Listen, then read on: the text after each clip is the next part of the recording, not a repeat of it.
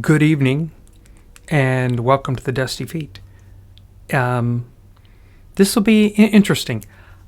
My system, for some reason, decided to not recognize the software that I use called Ecamm. I did some other updates on some other software, and somehow it got tangled up. So I've literally spent the last hour rebuilding this whole thing. So let's hope it works. There's some screens that are missing, but we'll see how this works. So this ought to be fun. And as usual, welcome to the Dusty Feet.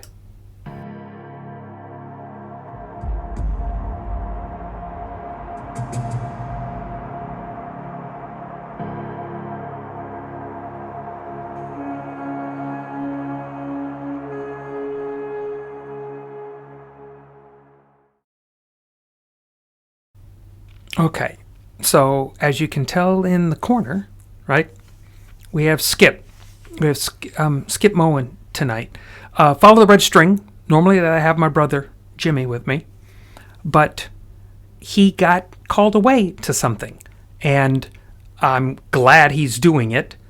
And we're going to need to discuss that on another either Follow the Red String or maybe one of the Renew series. I'm not sure, but we definitely want to discuss it.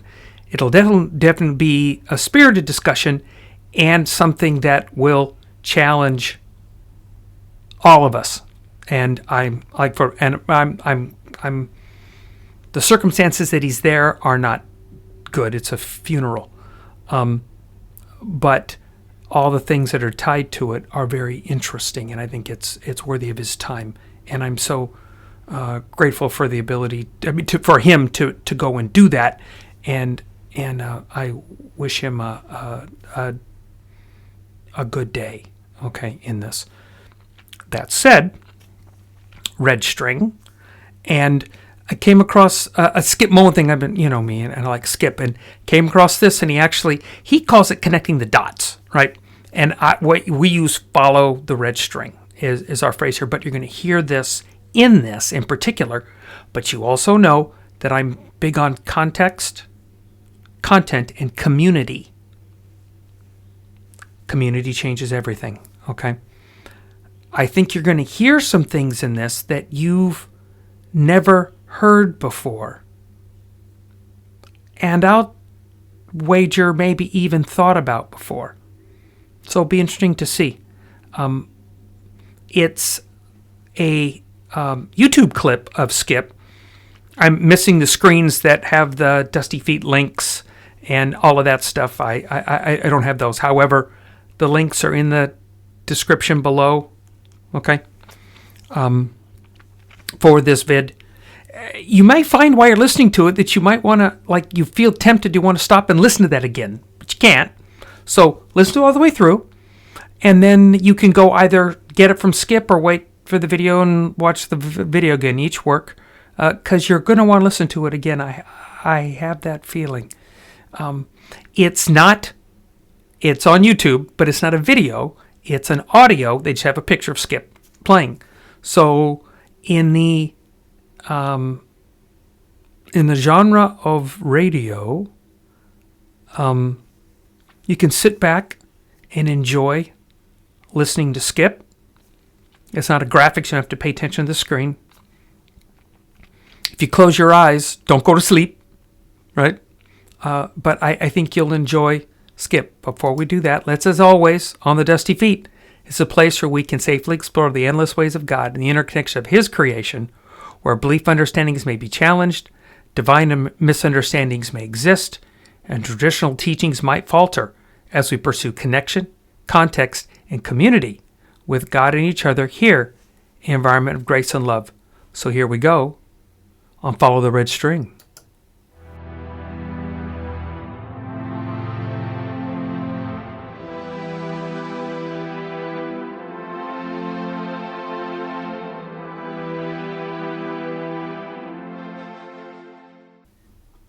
Okay, so here comes Skip.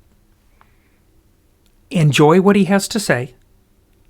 Take notes, because they're worthy of note-taking. And we're just going to have a little bit of time at the end to talk about some stuff. Most of these talk amongst yourselves thing, right? But I think you'll enjoy. So enjoy Skip.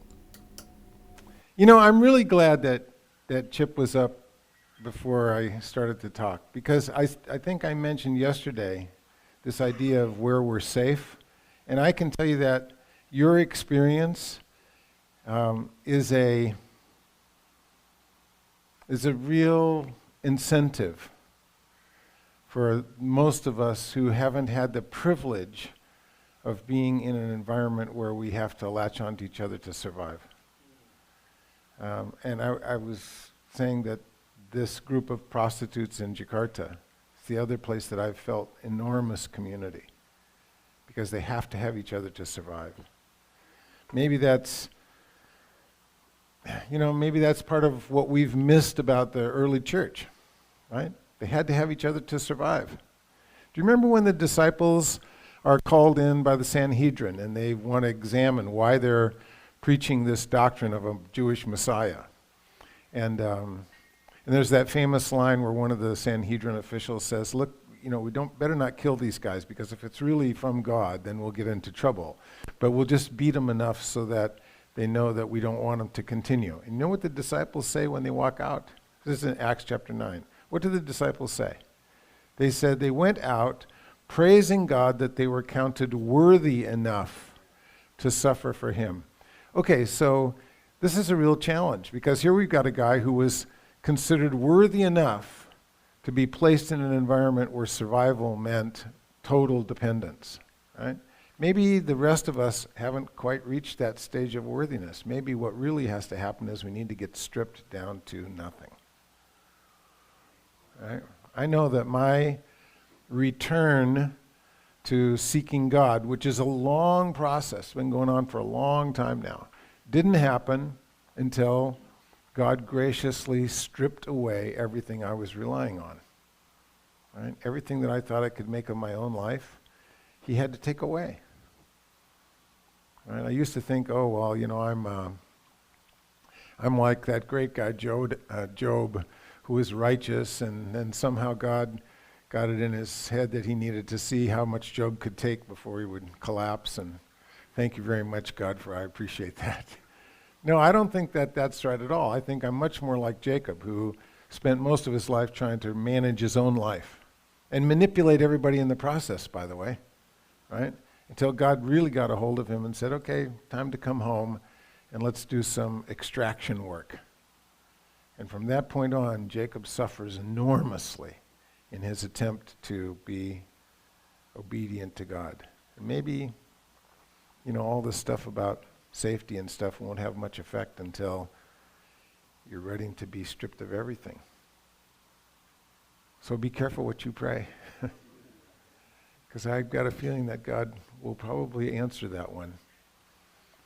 You might not like the result. Okay, crossing. I wrote a book about crossing. It's back there on the table. And it's really the next step in our quest for what does a village look like? Where is a place that we're safe? Because what happens with crossing is we discover this. And this is true of us, and it's true of everybody that we know. Every family is really a great transgenerational story. It's a story of all the individuals involved, their personal struggles, their ways of interacting, their emotions, the ways of loving, arguing, and communicating with each other.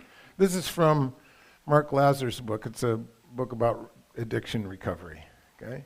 And what he says is really true, that you are not you in isolation from everybody else, nor are you in isolation from your peers. You are you because you have a history. You are you because of what happened to your parents and your grandparents and your great-grandparents. And if you don't know what happened to them, you're going to be dealing with a bag full of stuff that you don't have any idea what's in it, and you don't know how you ended up with it. Okay? And that's really what the biblical stories are about, unpacking these bags that prevent us from being the fully human people that God wants. And the way that God unpacks bags is sometimes very, very strenuous. Right? Sometimes when we look back on it, we say, oh my God, why did he have to do that to me? And the answer is, because I wanted you to become real. And I had to pull all that stuff away so that you could actually start to see what was happening in your life. That is a scary thing. The last prayer I ever want in my life was echoed by David when he said, Lord, examine me and see if there be any wicked way in me. I will never pray that prayer until God forces me with the 38 to my head, because I know what's going to happen. Right? As soon as I open my door to God examine me, it's going to happen. And the result will be all this stuff that I would just as soon you never know, so that I can pretend that I'm still okay. Right? By the way, why do we do that? Because pretending that we're okay means we're in control. And God has to strip away the control. And in order to do that, he sometimes has to take away those very things that we love the most. If you don't believe that, you don't understand Abraham. Right? Okay. So, principles and stories. The reason I want to talk about this is because I want you to realize that there's a big difference in the Greek Western mindset as opposed to the ancient Hebraic mindset about what's true, right? And the way that that's communicated. In the Greek world, we believe, firmly believe, mythologically believe that we have to have the right answer, right? We're taught all the way through school on all those exams that there is a right answer. And if you just have the right answer, you'll get the right grade. So therefore, make sure you know the right answers. I remember when my daughter was trying to take biology. Trying to take is the operative word. Because she said, come to me and she says, explain the difference between mitosis and meiosis. I just don't get this, right? And I would start down the process of, okay, here's what happens with the cells. And then she would stop me and say, no, Dad, I don't need to know that. I just need to know what's on the test. Right? In other words, she wasn't interested in actually understanding. She just needed the answer. Well, I think that's the way most of us handle life, right? We think we can control all this stuff if we just have the answer. So we need the proper investment formula. We need the appropriate car in the garage. We need the right trophy wife. We need the kids to be in the right sports, et cetera, because we're looking for the right answer, the way to control our lives, right? That Greek idea is not a part of the biblical idea of how we live. Why? Because the biblical idea is not built on right answers. I want you to take your Bible, and every page that you think that there's theology on, throw it away. See how much of the Bible you have left. Probably from a Western view, none. Because the Bible isn't written as a theology text. It's written as love letters, narrative, epic poems, all kinds of crazy chronology that doesn't fit, mythology, poetry, all kinds of stuff, right? It's all thrown in there. Why? Because the biblical approach to understanding life is story. In other words, the Bible is kind of like the screenplay's version of a movie, right? You have the screenplay in the text, and it's your job to turn it into a movie, which means you're responsible for the mood lighting, the intonation of the actors, the way that they stand and show their face to the camera or their back to the camera. You got to direct all that. Why? Because the story part of the Bible is where it becomes alive, right? We can go and now read the text. But the reading of the text is so different than actually seeing somebody up here walking through the text and saying, oh my gosh, look what happened with the serpent over here, and he did this, and he did this, and you know how a storyteller goes, right? Okay? So if you're not reading the Bible as story, you're just reading the black and white words. Because the real story there is all the emotional side that God expects you to put, and by the way, that's the way Hebrew's written, that God expects the reader to put into the text to make it come alive. Why? Because it was all stories to begin with, right? It was storytelling that eventually got written down. But the storytelling piece is where the truth happens. The truth happens in the emotional interaction, which is, by the way, for you younger men here, which is why text messaging is the worst possible way to communicate with anybody, right? Why is that? Because you can't feel in text. Sure, go pick the emoticon, right? Communication is 90% nonverbal. So if you start, I have a 29-year-old son who's a therapist. He's a therapist with some of the worst court case family dysfunctions you can imagine. And what he says to me is he's scared to death of his generation, that is the 20s to 30s, because he says we don't know how to relate to people because all we do is use our computers as the interface between us and the actual real person, right? And he's right, because sitting in front of somebody and actually trying to hear them and express yourself in a way that you can get heard is very different than creating a text message. Real relationship happens in the story, and the Bible has to be read like a story, not a text message. Okay? So Jonathan Sacks says the Greek idea of truth is a system, but the Hebrew idea is a story. Why? Because if I don't have the emotional rails, I can't understand what's happening. So that means that there's a story behind the crossing of the Jabbok, and that story goes back generations and generations, and for us to understand the emotion of the story, to discover where Jacob's safe place is to read it as a saga, as a drama. Now, we're not going to go pick it apart and try to find the theology. We want to feel what happens to these people. Okay? So, that means we need to ask some questions about this plot. And the first, most obvious question is that when we get to the story of the Jabbok, you know the story, right? Jacob's coming back from Mesopotamia. He's going to enter the promised land finally after a 20-year hiatus, right? During those 20 years, what does he do? He manipulates everything that he can to create himself to be a wealthy man, right? He makes sure he gets the right genes for the right sheep so that he gets the right coats of color and all that kind of stuff. And he comes back, he's got 2 wives, he's got a bunch of children. There's a whole bunch of other clues in there that we could get into if we had time. And he ends up on the Mesopotamian side. And then all night, it says all day and all night long, he transverses this stream, and he gets all of his worldly possessions. Everything that he's built up in his entire life is on the Canaan side of the river, right? There's nothing left back there. Not a single coin, not a camel, not anything, right? And then it says, in the middle of the night, he goes back. So the first question is, why?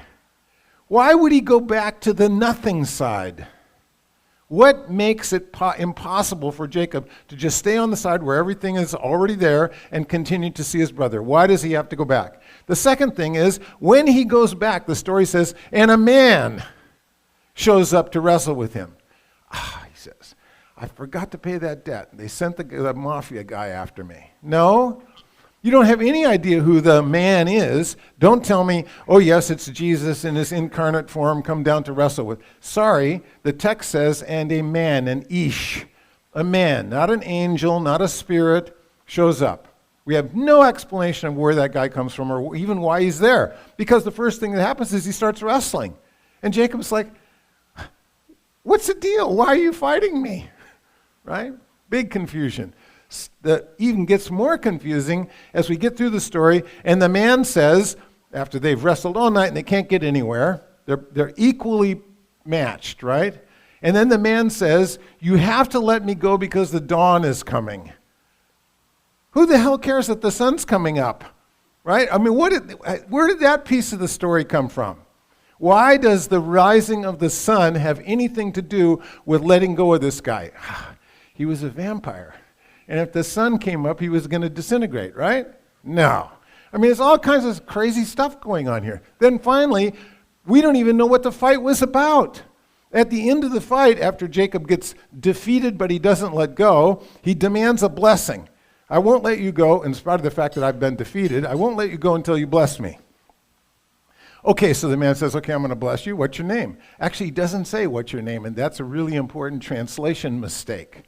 Because he doesn't say, what's your name? He says, by what are you called? In other words, he's asking, what do other people name you? Not what do you name yourself, but how do other people name you? Okay? And then he gives Yaakov a new name, Israel. You have struggled with God and men and persevered. New name, okay? And we think, oh, it's wonderful. Jacob's been saved. Except the problem is, as I mentioned yesterday, all of the rest of the story of Jacob is this interplay between Israel and Yaakov. And he carries both names for the rest of his life. So something really weird happening in this story. If you thought that Hebrew stories are flannel graph Sunday school versions, you missed the point. Hebrew stories are very deep, filled with all kinds of clues, touch on all kinds of other points. If you read the Hebrew Bible, it's like reading this massive connect the dots, book, right? Because it'll give you a word here that's supposed to remind you of something that happened someplace else with the same word. And when you start connecting all the dots, you see that God is interacting with all of these things over generation and generation and generation. And the fact that our good friend here ends up in prison has nothing to do with him, right? It has to do with what God's doing and has done in the generations that came before him and what God is doing and will do in all the generations that follow. It's a connect the dots game, right? You are one dot in the connection. And if you can't understand where you came from, you certainly won't have any idea where you're going. All right? So that's what the stories are for. Every story then has a beginning. But the beginning of Yaakov's story doesn't happen with him. The beginning of Yaakov's story happens in the 12th chapter of Genesis with Abraham. Right? The beginning of the story of Jacob starts with his grandfather. All right? So, I want you to just think about your own story. Because the story of Jacob is all about name.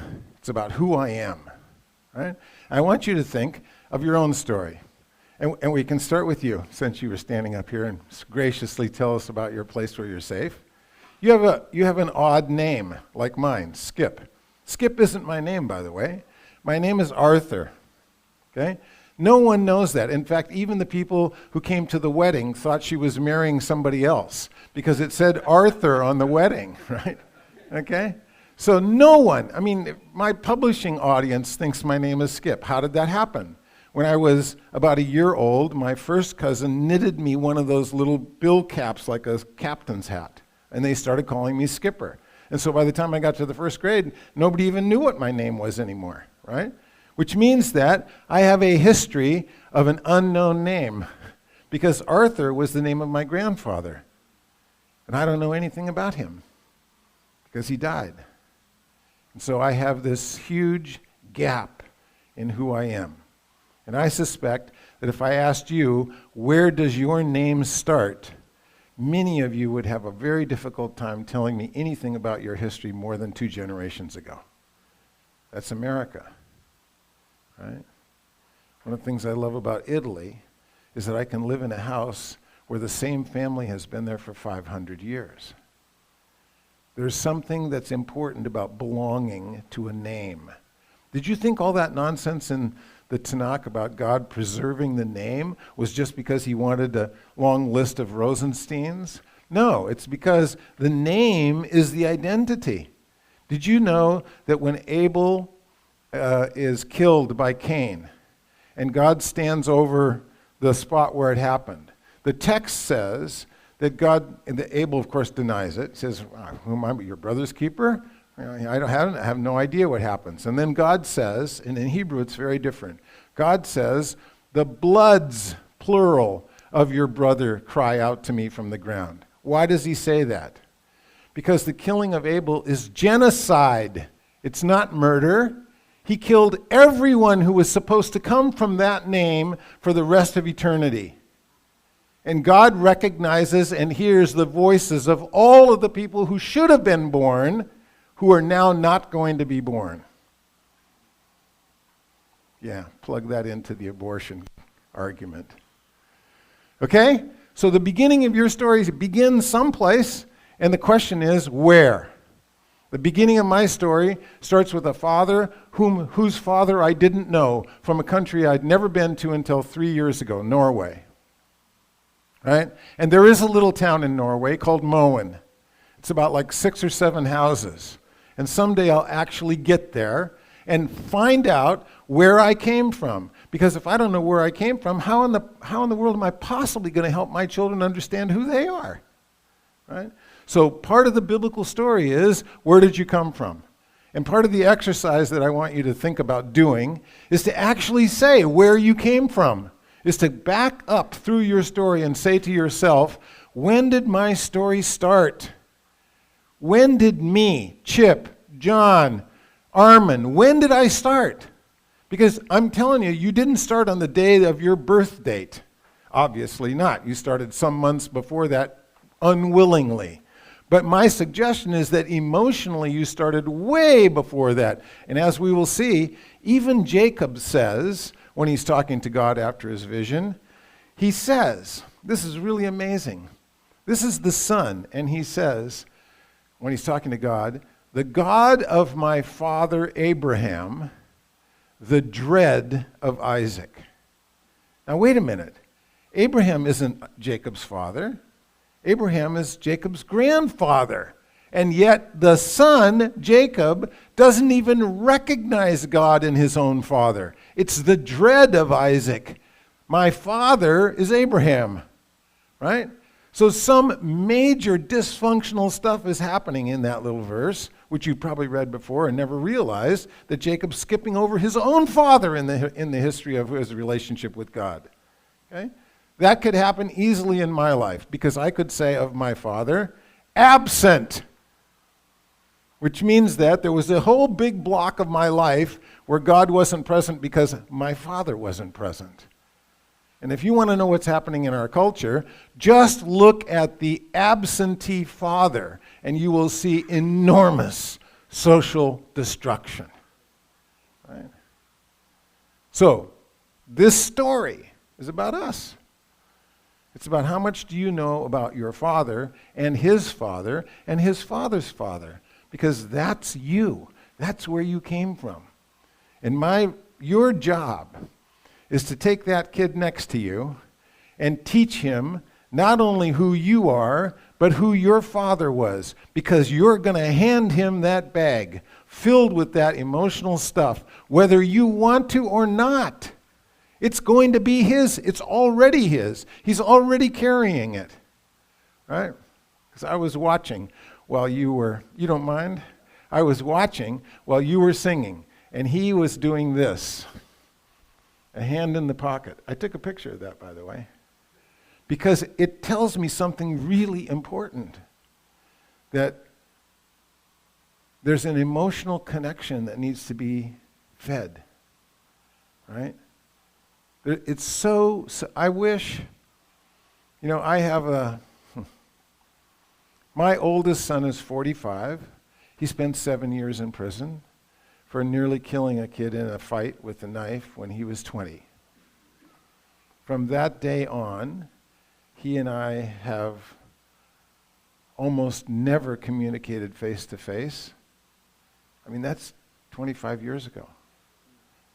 We're just now to the point where we can be civil to each other. And you know why that happened in his life? Because his father, me, was absent. I was on the road working. And he didn't have anyone. So he connected to a group of guys who were neo-Nazis. And they went out to fight.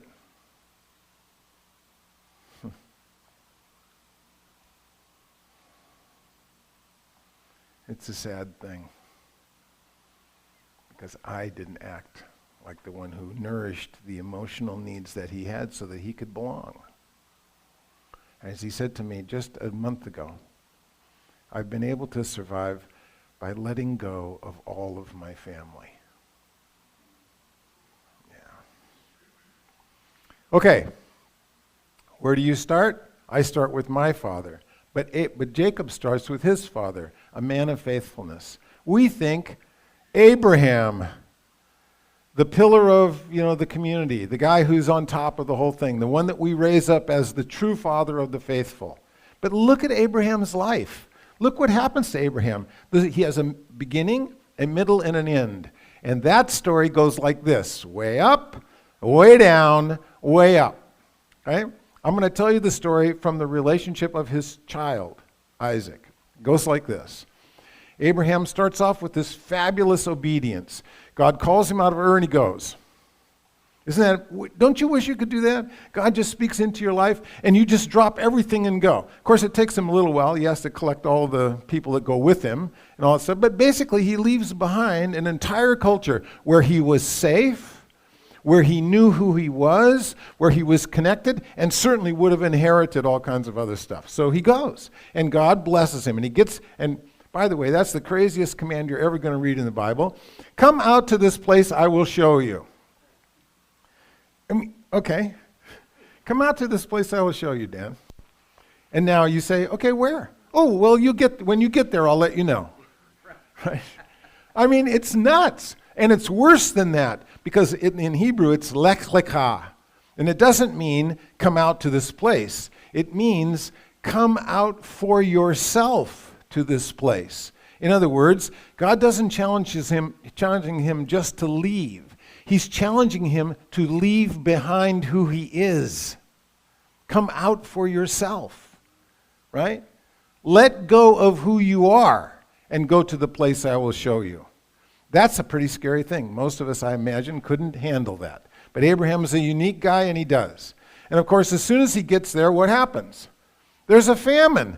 So this is really cool, God. Thank you so much for taking me to a place where I'm starving to death.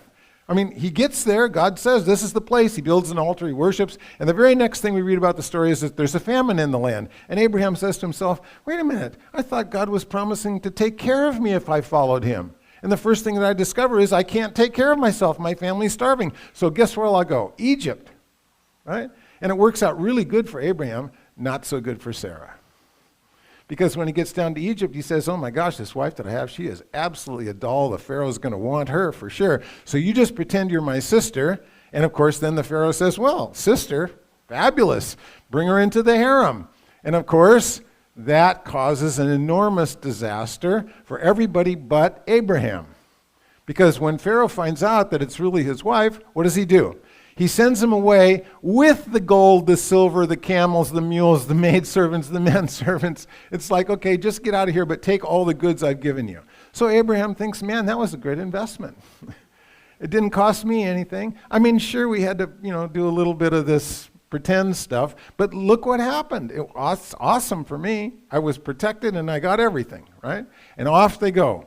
The reason that Abraham pulls the same stunt with Abimelech is because it worked out so well with Pharaoh. Okay? But in the meantime, something really, really important happens, which sets the tone for the rest of that family. That is, Sarah feels betrayed.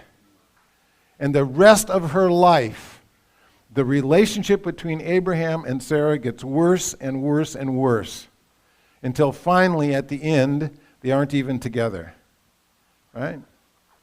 So, who gets born into that environment? Well, the first thing that Sarah does is come up with Abraham gets the promise. God's going to give me, as far as I can see in every direction, I'm going to be a blessing to all generations, all this good stuff, right? And of course, I'm sure he communicates that with his wife, because a little while later, when she isn't pregnant and they can't have the child that's the promise, she comes up with a great scheme to get one. Right? There's this nice-looking Egyptian slave in the camp, and she suggests, wouldn't it be a great idea if we just had a substitute mother, right? And it was not an unusual practice, but Sarah discovered that it backfired, because what happened is this: Abraham loves Hagar, because Hagar has his only son.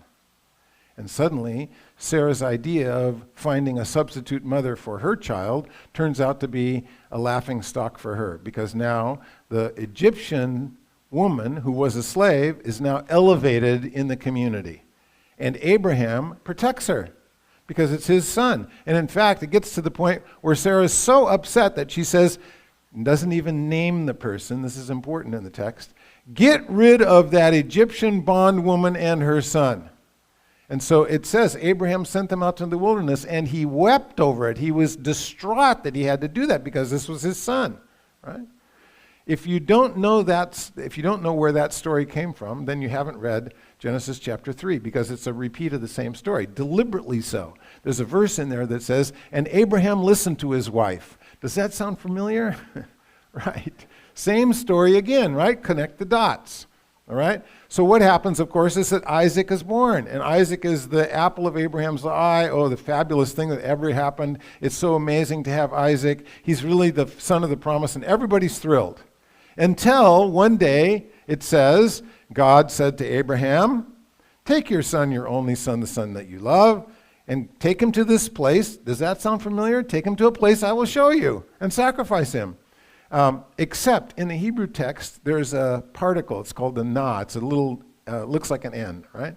And it's attached to the verb, and it changes the verb from a command to a request. It often doesn't get translated. So what God says is not, take your son.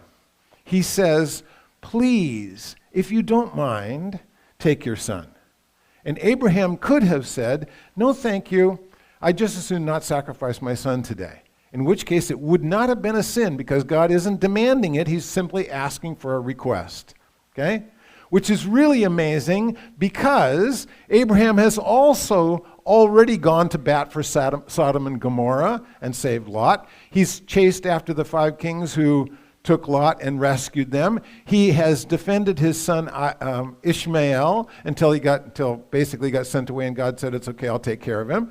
But when it comes to this, when God makes a request, not a command, Abraham jumps up just like the first time, and off they go the very next day. And it says the very next morning he saddled up the donkey and away they went. And his son says to him, oh, here's the knife and here's the wood, but where's the sacrifice? And what does Abraham say? Connect the dots, right? God will, when we get there, God will show you, right? I mean, it's a dot connection, right? So they get there. And suddenly, Isaac realizes, what the hell? He's going to sacrifice me, right?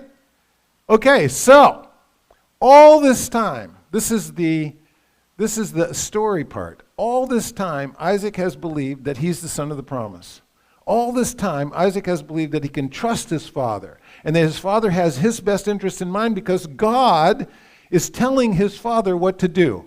And on that day, he discovers it's all a lie. Just like Ishmael discovered after 13 years that his father wouldn't protect him. and sent him into the desert. Right? You might ask yourself, when that request came from God, you're the father, there's your son. God comes along and says, now, would you mind taking your son up to this place I'm going to show you and sacrifice him? What would you do? I tell you what I would do. I would say, look, take me. Don't take him, take me. You want to sacrifice? Fine. But leave him alone, right? Why doesn't Abraham say that? And when his son, Isaac, is on the altar, why do you suppose Isaac is not thinking, wait a minute, you rescued Lot? You tried to save Ishmael, my brother. You showed hospitality to all these others. Why don't you stand in for me? Right? And of course, we know the rest of the story. He's rescued at the last possible second, and then a very important thing happens. The verse says, and Abraham returned to the two men and went back. But it doesn't say what happened to Isaac. The very next time we see Isaac, he's in a place called Beer Lahai Roi. Right? Beer Lahai Roi. Do you know anything about Beer Lahai Roi? In Hebrew, it means the well of my seeing. Does that connect you to another dot? It should, because Beer Lahai Roi is where Hagar and Ishmael are hanging out. Remember when they go into the desert and they're dying, and God shows Hagar a well. And she names God, the only woman in Scripture to name God, the God who sees me. So Beer Lahai Roi is the well of the God who sees me. It is the place where Ishmael and Hagar hang out. Why does Isaac go to Ishmael and Hagar after the attempted sacrifice? Because those two people, know what it means to be rejected. There's the first 12-step group in Scripture. He goes to the place where they've had the same experience of father who claimed to love them and tried to kill them. That trauma is so great that there's a rabbinic legend that when Abraham comes back without Isaac, Sarah dies immediately. What the text actually says is that Abraham comes back to a place that we never see Sarah or Isaac ever again in that place. The family is completely shattered. Abraham goes one way, Sarah goes another. And now you can understand why when Rebekah shows up, it says that the servant brings Rebekah back to Isaac, who takes her into his mother's tent. Because from Isaac's perspective, Sarah is the only one who ever defended him. He ended up at the end of his life not trusting that his father actually loved him. Because it's the trauma is, you told me this your whole life and then you tried to kill me. How can I trust you?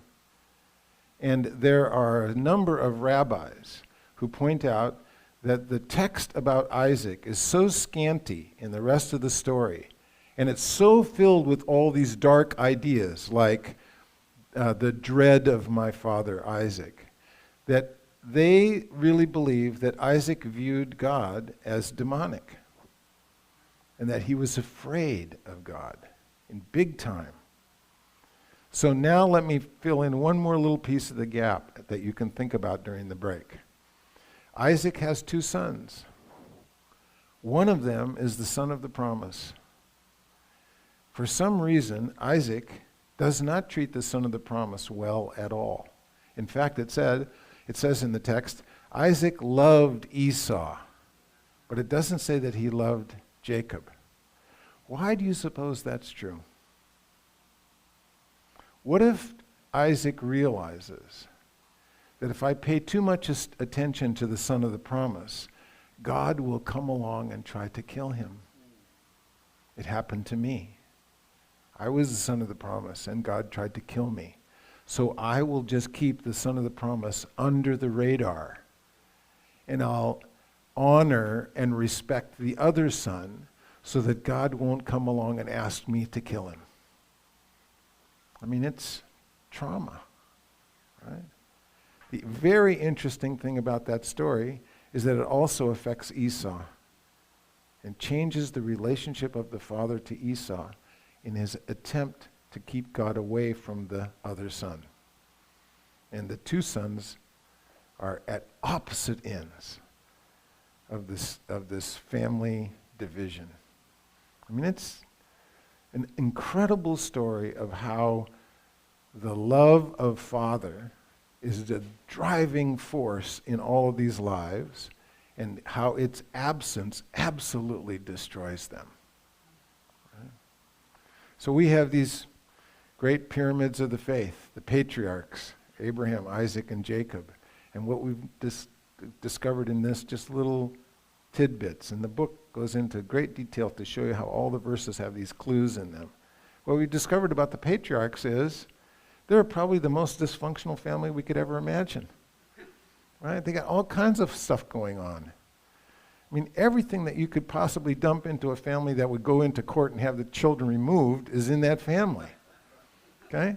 And yet, God is the one who's orchestrating all this and moving his hand through it and bringing about his nation through these people. Do you suppose that story is there to show us how important it is to be highly moral, upright, perfect in our obedience and everything, that God can only use those kinds of people who, stand in the pulpit with the white robe and tell you, now let us pray? I don't think so. I think what it says is that God's very interested in the broken people of the world. And sometimes the more broken you are, the more likely he is to try to use you. Because now he's got some material to work with. Right? And if you think that you're not broken, he's likely to send you to prison or into the belly of a whale, or remove everything that you ever trusted in your life, or the thing that you loved the most, Isaac, in order to break you up so that he can put the pieces back together in another way. Right? So be careful, gentlemen. When you say you're ready to seek God, I'd be looking for the hammer, right? I think you're in a world of hurt. A world of hurt that actually becomes the blessing that God wants. That's the key to this whole thing, see? I think we're afraid to let the world of hurt take over because we feel like we need to protect ourselves from all the shattering that's going to happen. And in fact, it's the shattering that brings the blessing. Why do you suppose that God says to Hagar and Ishmael, don't worry about the son. I have got a great plan for him too. Really, a great plan after he nearly gets killed by the vindictive wife, sent out into the desert to starve and die, has no future at all, right? And then, what do you realize? And by the way, an Egyptian, are you kidding me? An Egyptian slave. No status, no welcomed identity, the wrong people from the wrong time in the wrong place, and what does God say? Don't worry, I've got a great plan for you. Right?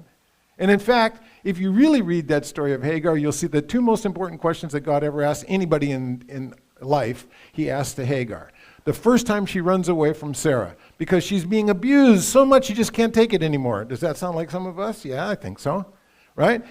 God finds her out in the wilderness, and he asks two questions of her. Actually, it's the angel of the Lord. Finds her in the wilderness, he asks two questions. Do you know what the two questions are?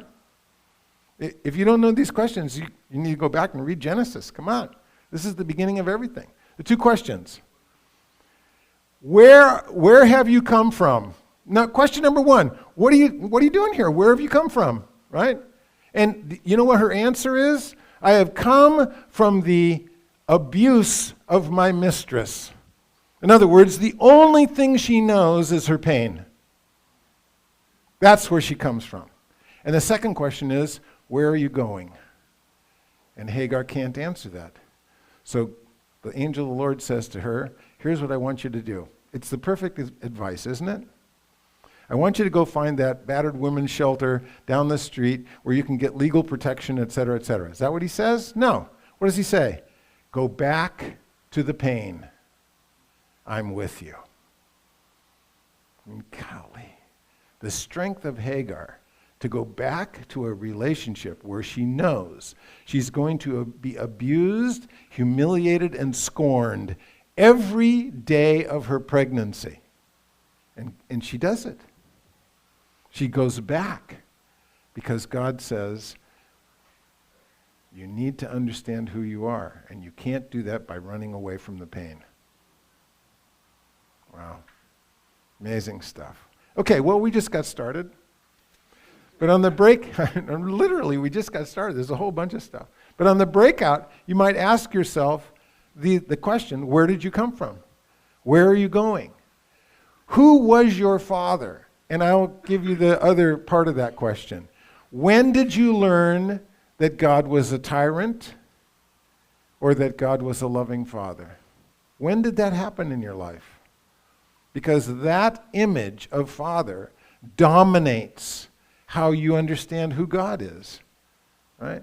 My absentee father left me with a God who was a theological construct, not a person, okay?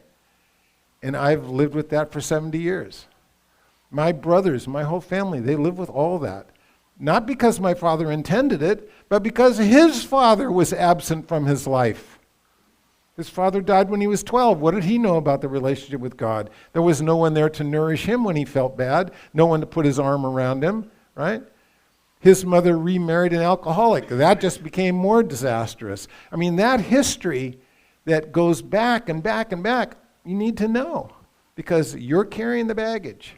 And when Jacob walks out of that family, he's got a suitcase big enough to put on a camel. We have the same thing. So the challenge to you for the little breakout that you're going to do is, where did you come from? Right? When did your story start? Because I can guarantee it didn't start on the day of your birth. What do you know about your parents' a relational and emotional context that will help you understand the baggage that you carried from the day you were born? And what do you know about your grandparents on both sides that will help you understand why your parents were the way they were? Right? The Bible is this huge, emotional, connect-the-dots story so that you and I, as readers, can start doing the process. Right? So, go to work and we'll come back. Write your story. Yeah, let's write it's the one with the guy. Yeah, okay, so there's a video clip here. This comes from the movie The International. Listen. We might have to play it twice. It's awesome. The screenwriter did a fabulous job with this. Okay? Click to it. Here it is. Listen. I was once destined to become a man much like yourself, true-hearted, determined, full of purpose. But character is easier kept than recovered. We cannot control the things life does to us. They are done before you know it. And once they are done, they make you do other things. Until at last everything comes between you and the man you wanted to be. Oh. Did you get that? Do we need to hear it again? We need to hear it again. Listen to what he says. It's so true of us. Okay? One more time. Whoop. Back up.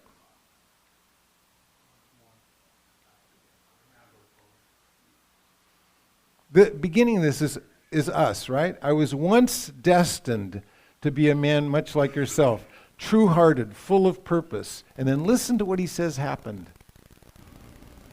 I was once destined to become a man much like yourself, true-hearted, determined, full of purpose. But character is easier kept than recovered. We cannot control the things life does to us.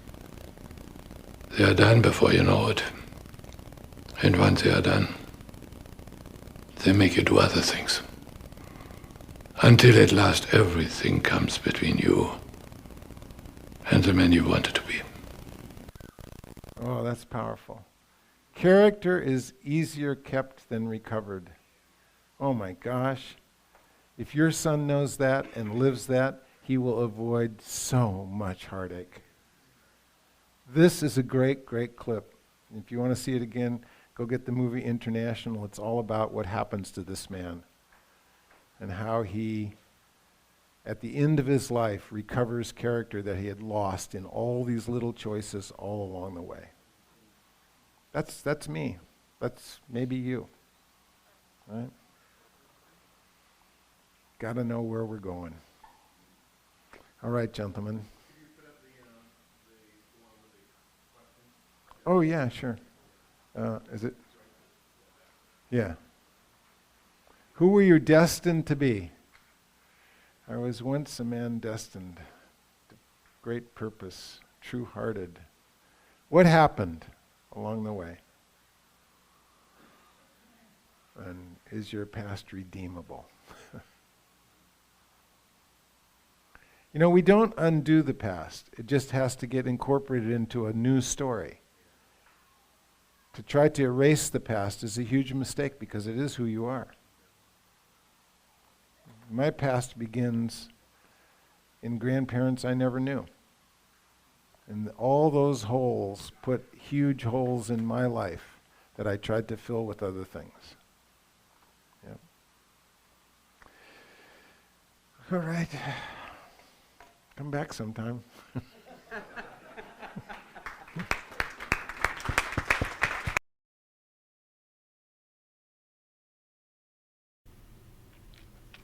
Okay. Yeah, there's a lot in there. It's interesting. My wife and I have been watching a British series. It's called Murder, Mystery, and My Family. And what they're doing is there's a possible miscarriage of justice. And this was in the period of time between 1900 and 1964, where the British courts, at that time, found guilty and convicted and hung 800 people. Okay, doesn't mean they're all innocent by any stretch, but in this, they're some of the family members that are trying to redeem their character. And the story is them trying to redeem that. And it's interesting. And there's a point sometimes where some of the characters will say, I don't care what you say, I believe this. It's an interesting thought. It gets that way. Or a couple things that resonated with me. Like, for instance, early in the clip, Skip's talking about knowing the right answer, right? And I guarantee you that's how I operated.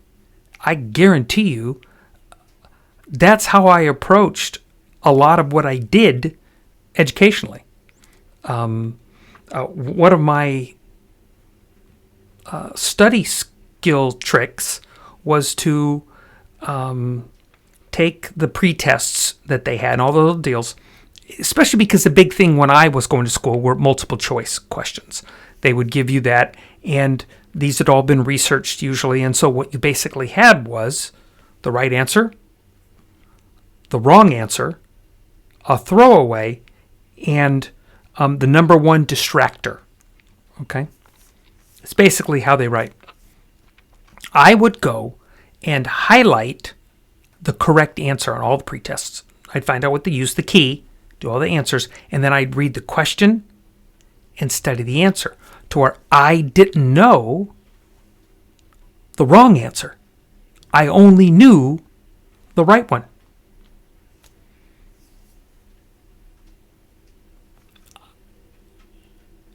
That can flaw your study of other things. I guarantee it. You might get a test right. I did. Got a lot of tests right. but that can flaw me in other things, which has really caused me of late to shed what I thought was a right answer and dig in and find out, as we're finding out as we study, especially on Dusty Feet. And there's something very early where he mentioned, how do other people name you? Nicknames that we give people. I had a grandmother, and the story I've been told by my folks was that when I was very young, I was verbal very early, very early. I talked before I walked. That's Bob. I talked before I walked. I believe you're not shocked. And when it came to saying grandmother or grandma, okay, the sounds that came out of my mouth were gongi. Gongi. Because you had to spell it, it would be Gongi, right, if you had to spell it. And she adopted it and took it, and I called her that till the day she died. Okay? So much so that that name got passed on to my brother. So that's it's one of those, what do we name us? What do people name us? What's scarier is, what do people, when they name you because of maybe character traits, maybe actions. Are you comfortable having someone else write your epitaph for your stone? How do other people see you? That's scary. That's scary. Recovering character. I want to wrap up with this. Recovering character. Character gets lost. It does. We spend our lives recovering it. My mom is right now into genealogy. She's finding out these things. And this really piqued me to go, maybe I need to bug Mom for her research. But maybe I might learn a little more about myself and my background and what.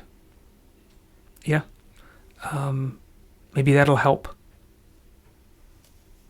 for my future. And like the families in murder mystery in my family, they're trying to redeem their past. They're trying to recover their character of their loved one that did or didn't. Are we doing the same for ourselves? And what can we do for ourselves? It's an interesting thought. And I'm intrigued by the thoughts that start to come up, because there's so many more questions to ask. So next week we have Branches on the Vine, the homework series. Part 7, Jesus and Sexual Desire.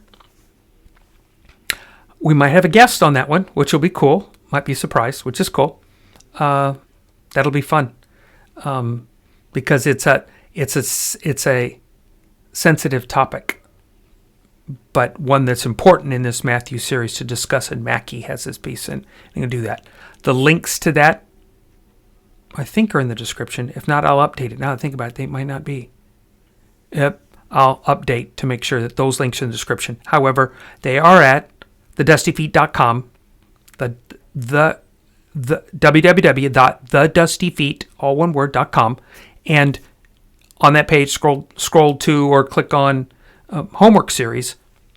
It's right there, and that video was right there posted, and then there's a link to the actual whole series, because there's 37 in the series. So we'll rock and roll with that. So next week is that, maybe a guest. So I hope you found this challenging. I know I did, and eye-opening, and a red string. What are the dots? What are the red strings? Let's connect the dots. My red string is connecting the dots, right? That's why I call it Follow the Red String. So, thanks for hanging out with us, and we'll see you next week. on the Dusty Feet.